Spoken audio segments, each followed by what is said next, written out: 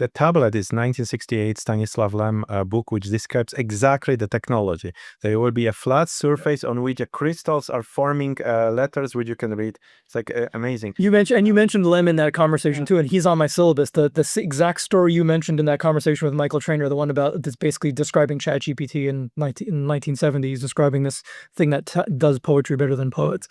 But I still think there is going to be a premium on human created stuff because we are messy and human in a way that a machine will never be able to understand. So I'm not sure if we will be able to like this value, this like hierarchy of what is better and worse. I understand what you mean because, for example, we love a naive art, right? And a naive art is like objectively less complex than, let's say, Leonardo da Vinci, but we still love it because we know it was painted by somebody and we want to know about this person. So I didn't claim, I hope it didn't look like I claimed that AI will replace artists. No. Only mean that AI will make art almost impossible to commercialize.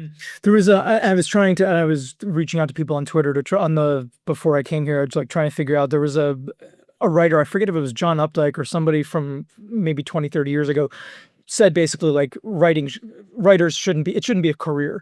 And people took that as like, people got really annoyed at him, and I think it's Updike. So if it's wrong, you can look it up. But some big writer came out and said writing really shouldn't be a career, and people got really angry at him, and I think they misunderstood what he was saying. I think what he was trying to say was that when you're sort of doing this as a career to try to like keep yourself fed, so many other motivations creep into doing it other than just the love of doing it.